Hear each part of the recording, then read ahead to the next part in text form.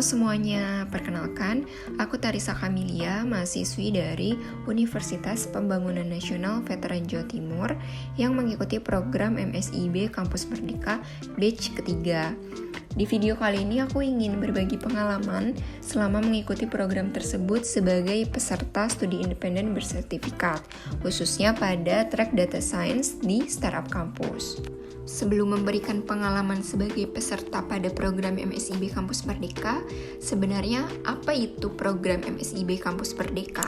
MSIB ini merupakan kepanjangan dari Magang dan Studi Independen Bersertifikat. Kita dapat mendapatkan informasi mengenai program ini dengan mengakses website Kampus Merdeka Kemendikbud.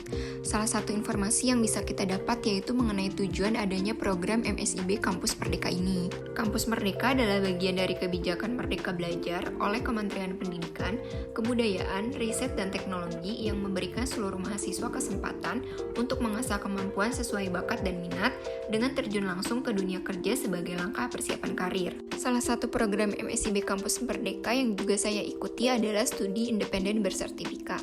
Tujuannya yaitu untuk memberikan kesempatan kepada mahasiswa untuk belajar dan mengembangkan diri melalui aktivitas di luar kelas perkuliahan, namun tetap diakui sebagai bagian dari perkuliahan dikarenakan dapat konversi 20 SKS.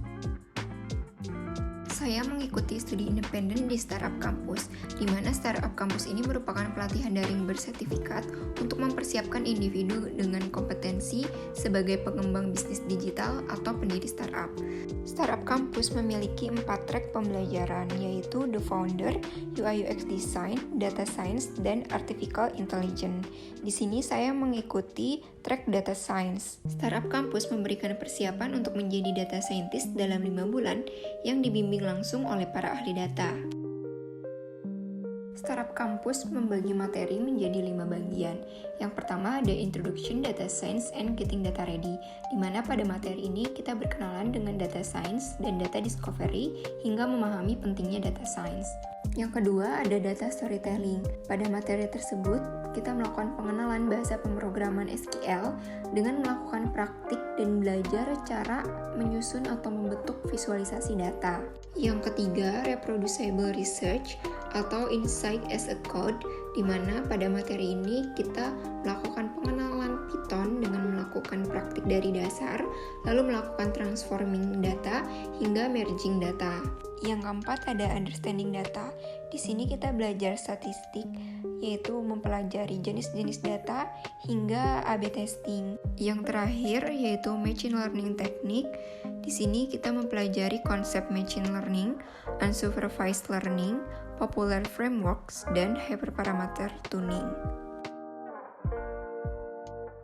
Startup Kampus memudahkan peserta dalam proses pembelajaran dengan menggunakan tools berbasis website, sehingga mudah diakses di mana saja. Tools yang digunakan ada BigQuery untuk SQL, Google Collaboratory untuk Python, dan Google Data Studio untuk visualisasi data. Proses pembelajaran dari Startup Kampus dilakukan melalui beberapa metode. Ini live session keempat kita soal understanding data. Gitu, kita belajar tentang Pandas. Ya. Mungkin sekalian buka dulu mulai Jupyter-nya.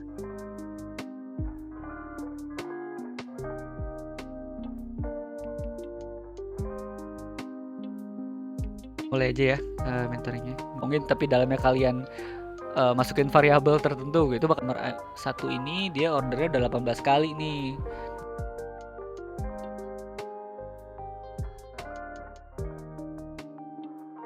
Lalu ada cycle meeting, di mana cycle meeting ini merupakan sesi perencanaan tiap minggu, pengembangan diri, dan sharing session bersama fasilitator grup yang dilaksanakan selama 2 kali dalam seminggu, di hari Senin dan Selasa dengan durasi 1 jam. Terakhir ada peer-to-peer learning, merupakan sesi presentasi insight dari materi yang sudah didapatkan selama 2 minggu di depan mentor, fasil, dan teman-teman grup.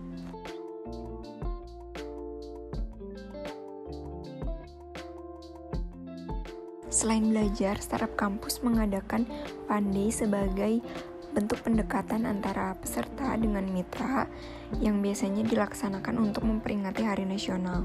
Lalu ada sesi pengembangan diri seperti learning motivation dan self-leadership. Dilaksanakan sebanyak 3 kali selama program berlangsung. Pada tiap modul pembelajaran, saya mengerjakan tugas yang diberikan Startup Kampus sebagai bentuk implementasi materi yang sudah didapatkan.